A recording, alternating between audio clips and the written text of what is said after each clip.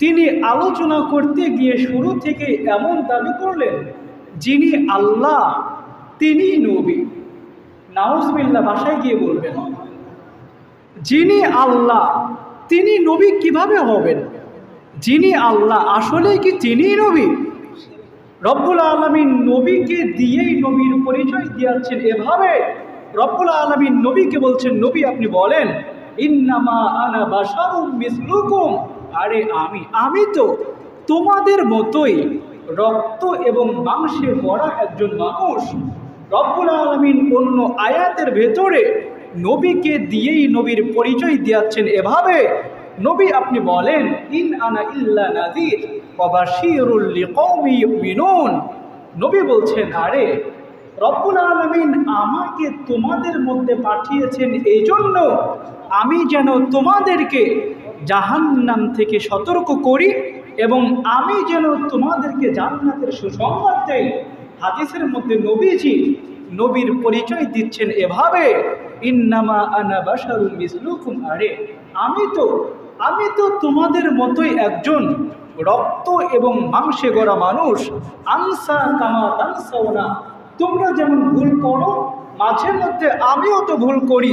ফাইদা নাসিতু, যখন দেখবা কোনো বিষয়ে আমি ভুলে গিয়েছি, ফাযাক্কিরুনি, তোমরা তৎক্ষণাৎ আমাকে ওইটা স্মরণ করিয়ে দিবা। তাহলে হাদিসের মধ্যে নবী বলছেন, আমি তোমাদের মতো মানুষ। কোরআনের ভিতরে রব্বুল আলামিন নবীকে দিয়ে জানাচ্ছেন, আমি তোমাদের মতোই মানুষ। অথচ আলেম সাহেব দাবি করছেন, যিনি আল্লাহ তিনি নবী। প্রিয় মুসলমান কিন্তু জবান ছেড়ে আমাকে উত্তর দিবেন, নবীজির বাবা ছিলেন, নবীজির বাবার নাম কি নাম? আব্দুল্লাহ। নবীজির মা ছিলেন, মায়ের নাম কি? আমেনা। তাহলে দেখা যাচ্ছে নবীজির বাবা আছে, নবীজির মা আছে, এমনকি নবীজির সন্তান সন্ততিও আছে, 3 জন পুত্র সন্তান, 4 জন কন্যা সন্তান, এমনকি নবীজির স্ত্রীও তো আছে। তাহলে নবীজির মা বাবা আছে, নবীজির সন্তান সন্ততি আছে, এমনকি নবীজির স্ত্রীও তো আছে। এখন প্রশ্ন হলো, আল্লাহর কি স্ত্রী আছে? আল্লাহ এই সম্পর্কে নিজেই বলছেন, ওয়ালাম তাকুল্লাহু সাহিবা, আমার তো কোনো স্ত্রী নেই। আল্লাহর সন্তান সন্ততি আছে? আল্লাহ বলছেন, লাম ইয়ালিদ ওয়ালাম ইউলাদ, না আছে আল্লাহর বাবা মা আর না আছে আল্লাহর সন্তান সন্ততি। তাহলে একদিকে দেখা যাচ্ছে নবীর যেমন বাবা মা আছে, নবীর যেমন সন্তান সন্ততি আছে, নবীর যেমন স্ত্রী আছে, অপর দিকে দেখা যাচ্ছে আল্লাহর না আছে বাবা মা, আল্লাহর না আছে সন্তান সন্ততি, আল্লাহর না আছে স্ত্রী। তাহলে যিনি আল্লাহ তিনি নবী কিভাবে হবেন? এরপরে আপনারা কালিমায়ে শাহাদাত পড়েন না? কালিমায়ে শাহাদাতের মধ্যে আপনারা কি বলেন? আপনারা বলেন আমার সাথে, আশহাদু আল্লাহ ইলাহা, আমি সাক্ষ্য দিচ্ছি যে, পড়েন আমার সাথে, আমি সাক্ষ্য দিচ্ছি যে আল্লাহ তাআলা ছাড়া আর কোনো ইলাহ নাই, ওয়াহদাহু, তিনি একক, লা শারীকা লাহু, তার কোনো অংশীদার নাই, ওয়া আশহাদু আন্না, আমি আরও সাক্ষ্য দিচ্ছি যে মুহাম্মাদান আবদুহু ওয়া রাসূলুহু, মুহাম্মদ সাল্লাল্লাহু আলাইহি ওয়াসাল্লাম তিনি তো আল্লাহর বান্দা এবং তার রাসূল, তিনি তো আল্লাহর বান্দা এবং তার রাসূল, তিনি তো আল্লাহর বান্দা এবং তার রাসূল। তাহলে কালিমায়ে শাহাদাতের মধ্যে আপনি নিজে সাক্ষ্য দিচ্ছেন মুহাম্মদ আল্লাহর বান্দা এবং তার রাসূল, অপর দিকে গিয়ে আপনি বলছেন না, যিনি আল্লাহ তিনি নবী। নাউজুবিল্লাহ। প্রিয় মুসলমান, তো যিনি আল্লাহ তিনি নবী কিভাবে হবেন? কোরআন বলছে আল্লাহ একজন, নবী আর একজন। হাদিস বলছে নবী একজন এবং আল্লাহ আরেকজন। অথচ আলেম সাহেব দাবি করছেন যিনি আল্লাহ তিনি নবী। এবার যুক্তি দিয়ে আপনাদেরকে বোঝাই। আচ্ছা, আপনারা আমাকে বলেন, পৃথিবীতে যত নবী আসছিল সমস্ত নবী কি আমাদের মতো মানুষ ছিল না? সমস্ত নবী মানুষ ছিল। যদি ব্যাপারটা এমন দাঁড়াতো রব্বুল আলামিন মানুষের মধ্য থেকে নবী না বানিয়ে ফেরেশতাদের মধ্য থেকে নবী বানাতেন, তাহলে ঘটনা কি দাঁড়াতো?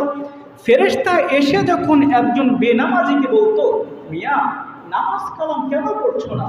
আল্লাহ তো তোমাকে পৃথিবীতে পাঠিয়েছেন তুমি যেন আল্লাহর ইবাদত করো, তাহলে কেন আল্লাহর ইবাদত করছো না? এখন আমরা জানি ফেরেশতাদের কি খাওয়া দাওয়ার দরকার আছে? ফেরেশতাদের কি বউ আছে? তাহলে এই বেনামাজি উত্তর দিত ফেরেশতাদেরকে, মিয়া তুমি তো নামাজ পড়বাই, কারণ তোমার তো বউ নাই, তোমার তো সংসারের কোনো ঝামেলা নাই, তোমার তো খাওয়া দাওয়ার দরকার পড়ে না।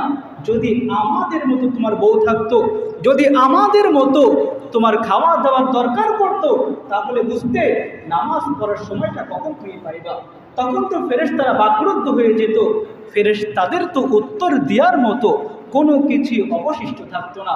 এই জন্যই রব্বুল আলামিন যুগে যুগে যত নবী পাঠিয়েছেন, যুগে যুগে যত রসুল পাঠিয়েছেন, প্রত্যেকটা নবীকে, প্রত্যেকটা রসুলকে মানুষের মধ্য থেকে বানিয়েছেন, যেন কোনো বেনামাজি নবীকে যদি এটা বলে তুমি তো নামাজ পড়তেই পারো, আমরা তো নামাজ পড়ার সময় পাই না, নবী যেন এটা বলতে পারে, আরে তোমার বউ আছে, আমাদেরও বউ আছে, তোমার খাওয়া দাওয়ার দরকার পড়ে, আমারও তো দরকার পড়ে, সব কিছুর মধ্য দিয়ে আমি যদি আল্লাহর ইবাদত করতে পারি, তুমি কেন আল্লাহর ইবাদত করতে পারবে না?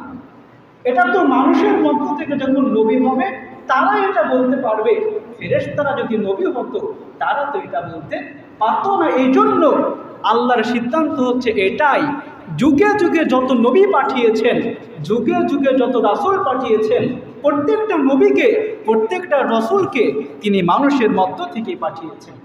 মনে রাখবেন, নবীরা আমাদের মতোই রক্ত এবং মাংসে গড়া মানুষ, এটা সত্য, তবে আমরা সাধারণ মানুষ, আর প্রত্যেকটা নবী, প্রত্যেকটা রসুল হচ্ছেন অসাধারণ মানুষ।